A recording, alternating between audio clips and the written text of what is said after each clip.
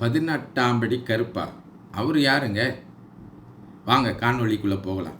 தென்னாடுடைய சிவனே போற்றி, எந்நாட்டவருக்கும் இறைவா போற்றி. அனைவருக்கும் வணக்கம். இந்த காணொளியில் இந்த கருப்புக்களிலேயே ரொம்ப கோபமான, சினமான, ஆற்றல் மிக்க, பலம் கொண்ட 18ஆம் படி கருப்பு அப்படின்னு சொல்கிறாங்களே, அந்த 18ஆம் படி கருப்பினுடைய வரலாறை பற்றி தான் சிந்திக்க போகிறோம். போன காணொளியில் கருப்புங்கிறது ஒரு ஆள் இல்லை, அந்த கருப்புங்கிறது காவல் தெய்வம், அது மரபு வழிபாட்டிற்கு உரியது, அது ஒவ்வொரு கிராமத்திற்கும் ஊருக்கும் வேறுபடும், ஒவ்வொரு ஊர்லேயும் அல்லது கிராமத்திலையும் வெவ்வேறு கருப்பசாமிகள் இருப்பார்கள் அப்படின்னு போன காணொளியில் பார்த்தோம்.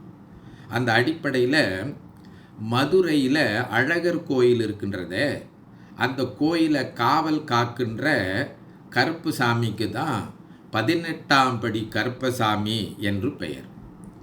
இந்த 18ஆம் படி கருப்புசாமி அந்த அழகர் கோயிலை காவல் காக்கிறதாக நமக்கு சொல்லப்படுகின்றது.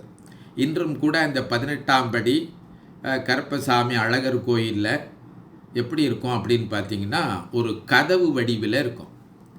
கருப்பசாமியே என்ன வடிவத்தில்? வழக்கமாக கருப்பசாமி எப்படி இருப்பாருன்னு சொன்னால், குதிரை மேலே இருப்பார், அரிவாள் ஏந்தி கொண்டிருப்பார், முரட்டு மீசை வச்சுருப்பார், கண் அப்படி சிவந்த ரத்த கண்ணாக இருக்கும், ரொம்ப கோபமாக இருக்கிற மாதிரி அப்படி வடிவம் கொண்டு கருப்பசாமியை நம்ம பார்ப்போம். நான் இங்கே 18ஆம் படி கருப்பசாமி பார்த்திங்கன்னா வெறும் கதவாக இருப்பார். அழகர் கோயில், அழகர் சாமி கோயில், கள்ளழகர் என்றால் இல்லைங்களா, இந்த கள்ளழகருங்கிறவர் பெருமாள் கோயில் தான், மதுரையில் இருக்கின்ற பெருமாள் கோயில். அவர் கோயில் கதவாக அந்த கருப்பசாமியை வழிபடுகின்றார்கள்.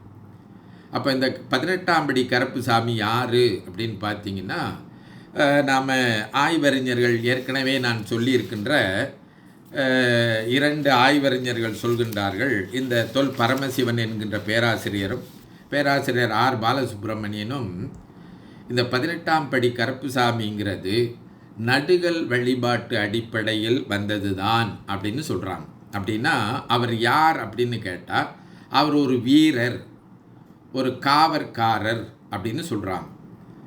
முன்பொரு காலத்தில் இந்த அழகர் கோயில் இருக்கின்றதே, அதில் உள்ள செல்வங்களை எல்லாம் கவர்ந்து செல்வதற்கு பலர் முயற்சி செய்திருக்கின்றார்களாம். அதில் மலையாள தேசத்தில் இருந்து 18 மாந்திரீகர்கள் அவங்க இந்த அழகர் கோயிலில் இருக்கின்ற செல்வத்தை எல்லாம் கவர்ந்து செல்லலாம் அப்படின்னு வந்தபோது, அந்த 18 பேரையும் இந்த 18ஆம் படி கருப்பசாமி என்று சொல்லியவர் அவங்கள தடுத்து அந்த 18 பேரையும் அந்த அழகர் கோயில் வாசலில் 18 படிகளாக அமைத்து மாற்றி அமைத்தார் அப்படின்னு சொல்லி இந்த அவர்களை கொன்று படிகளாக போட்டார். அப்படிங்கிறது தான் இந்த 18ஆம் படி கருப்பசாமி என்று சொல்வது. அப்போது இந்த 18ஆம் படி கருப்பசாமிங்கிறது உள்ளபடி என்னன்னா, அந்த அழகர் கோயில் பகுதியில் வாழ்ந்த ஒரு போர் வீரர் தான் பிற்காலத்தில் காவல் தெய்வமாக கருதப்பட்டார் என்று சொல்லப்படுகிறது. இன்னும் கூட இந்த சித்திரை திருவிழா நடக்கின்ற போது அழகர் கோயில், அழகர் மலையிலிருந்து அழகர் இறங்குகின்ற போது இந்த 18ஆம் படி கருப்பினுடைய உத்தரவின் பேரில்தான், உத்தரவை பெற்றுக்கொண்டு தான் கீழே அழகர் இறங்குவதாக நமக்கு இன்னும் அந்த சித்திரை திருவிழா நடந்து கொண்டிருக்கின்றது. அப்போது அவர்தான் காவலுக்காக வர வேண்டும் என்று வைத்திருக்கின்றார்கள். அந்த கள்ளழகர் கோயில் வைதிக அடிப்படையில் பெருமாள் கோயிலாக இருந்தாலும், அந்த கள்ளழகர் கோயிலுக்கு கதவாக இருக்கக்கூடிய இந்த 18ஆம் படி கருப்பண்ண சாமிக்கு அசைவ உணவுகளை, இன்னும் மற்ற அந்த கருப்பசாமிக்கு படைக்கக்கூடியவற்றையெல்லாம் அந்த கோயிலுக்கு புறத்திலே தான், வெளியே தான் படைக்கின்றார்கள் என்று நாம் பார்க்கின்றோம். எனவே வைணவ வழிபாட்டை சார்ந்தவர்களாக இருந்தாலும் சரி, சைவ வழிபாட்டை சார்ந்தவர்களாக இருந்தாலும் சரி, இந்த கருப்பசாமி வழிபாடு என்பது ஒரு காவல் தெய்வத்தினுடைய வழிபாடு தான், நடுகள் வழிபாட்டினுடைய அடிப்படையில் தான் வந்தது. அது நன்றாக முழுக்க முழுக்க தமிழர்களுடைய வழிபாடு, மரபு வழிபாடு என்பதை புரிந்து கொள்ள வேண்டும். அப்போ அந்த மரபு வழிபாட்டில் இருந்து நாம் மீள வேண்டும் என்கின்ற செய்தியை எல்லா இடத்திலும் வலியுறுத்தி சொல்லி இருக்கின்றார்கள்.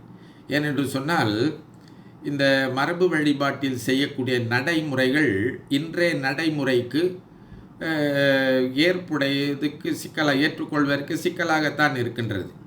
பலர் தற்காக்கக்கூடும், இல்லை அதுதான் நம்முடைய வழிபாட்டு முறை, நமக்கு நடுகள் வழிபாடு தான் உண்டு, இதெல்லாம் பிற்காலத்தில் சேர்த்து கொள்ளப்பட்டவை என்று சொன்னாலும் இந்த நடுகள் வழிபாடு அல்லது கருப்பு சாமி வழிபாடு எல்லாம் ஒரு ஒழுங்கான முறையான வழிபாட்டு முறை என்று கிடையாது. அதற்கு மக்கள் வழக்கத்தில் இருக்கின்ற படிதான் ஒவ்வொரு ஊருக்கும் அந்த வழிபாட்டு முறை வேறுபடுகின்றது. வெறியாடுவது, மது குடிப்பது, சுருட்டு பிடிப்பது, இதெல்லாம் நம்ம வரக்கூடிய இளைய தலைமுறையினருக்கு நல்ல எடுத்துக்காட்டாக அமையாது. நாம் ஒரு காலத்தில் அதை காவல் தெய்வமாக குல தெய்வமாக வழிபாடு செய்தோம். இன்னும் நாம் அதையே அதை வழிபட்டால் தவறு கிடையாது. நாம் சொன்னோம், இந்த பரம்பொருளை போன்று அவை முழுமையான ஆற்றல் உடையவை இல்லை, அவை சிறு தெய்வங்கள், குல தெய்வங்கள், குறுகிய ஆற்றலே உடையவை என்று நாம் பார்க்கின்றோம். அப்போ அதனால் நாம் இந்த நெறியில் இன்னும் இருக்கின்றவர்கள் ஒருவேளை இந்த கருப்பு சாமிகளை எல்லாம் சைவமாக மாற்றலாம். அவற்றிற்கு திருமுறைகள் ஓதலாம். இன்னும் நம்ம சைவ முறையில் செய்யப்படுகின்ற வழிபாட்டு முறைகளை செய்து இன்னும் இந்த பலியிடுதல், இன்னும் மது அருந்துதல், சுருட்டு பிடித்தல் போன்றவற்றையெல்லாம் நீக்கிவிட்டால், நம்முடைய அவற்றை சைவமாக்கிவிட்டால், அந்த நெறியில் அந்த பழக்கத்தில் வந்துவிட்ட நமக்கு ஒரு சிலருக்கு அந்த நெறியை பற்றி நம்ம பிள்ளைகளுக்கு சொல்லுகின்ற போது நல்ல எடுத்துக்காட்டினை நாம் சொல்லலாம். இப்போ கருப்பு சாமிக்கு நாம் பீர் வைக்கிறோம்னு வைத்துக்கொள்ளுங்க, இல்லை சுருட்டு வைக்கிறோம்னு வைத்துக்கொள்ளுங்க. அதை படைத்த பிறகு என்ன செய்வோம்? கண்டிப்பாக தூக்கி வீசிட மாட்டோம், இல்லை அந்த பீரை கொண்டு போய் நாம் ஊற்றி விட மாட்டோம். அதை யாராவது குடிப்பாங்க, ஏன்னா பிரசாதம்னுவாங்க. இப்போ பீரை யாராவது குடிக்கணும், அந்த சுருட்டை யாருக்காவது கொடுக்கணும். இப்போ பீர் குடிக்கிறதும் சுருட்டு குடிக்கிறதும் நல்ல பண்பு இல்லை அப்படின்னு குடிக்கிறவர்கள் இருக்கின்றார்கள். அவர்களுக்கு அது தீமை இல்லை அப்படின்னு அவங்க நினைக்கக்கூடும். ஆனால் நம்முடைய சமயம் அதை மறுக்கிறத, மது குடிப்பதும் சுருட்டு போன்றவற்றை பிடிப்பதெல்லாம் நம் உடல் நலக்கூறுக்கு கெடுதல் அப்படின்னு சைவத்தில் நம்ம சமயத்தில் விளக்கப்பட்டதாக இருக்குதே. அதுக்கு மேலே பலியிடுதல்னு ஒன்று இருக்கின்றது. பலியிடுவதை நம்முடைய சமயம் மறுக்கின்றது. வள்ளலாரெல்லாம் அதை ரொம்ப கண்டித்து பேசியிருக்கிறாரே.